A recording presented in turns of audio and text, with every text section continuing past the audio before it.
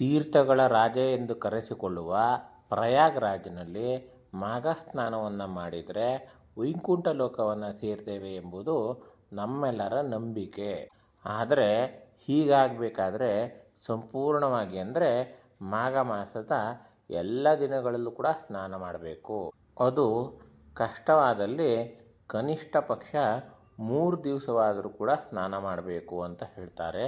ಅದು ಕಷ್ಟ ಆದರೆ 1 ದಿವಸ, ಅದು ಯಾವತ್ತು ಅಂತ ಕೇಳಿದರೆ ಹುಣ್ಣಿಮೆಯ ದಿವಸ, ಮಾಘ ಮಾಸದ ಹುಣ್ಣಿಮೆಯ ದಿವಸ ಸ್ನಾನ ಮಾಡಬೇಕು ಅಂತೇಳಿ ಹೇಳ್ತಾರೆ.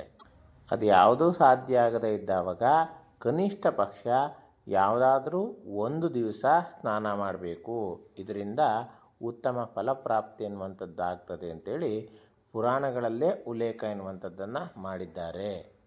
ಇನ್ನು ಅನುಕೂಲ ಇದ್ದವರು ಸಮುದ್ರ ಸ್ನಾನವನ್ನು ಮಾಡಿ. ಯಾಕೆಂದರೆ ಎಲ್ಲ ನದಿಗಳು ಕೊನೆಗೆ ಸೇರುವಂಥದ್ದು ಸಮುದ್ರಕ್ಕೆ.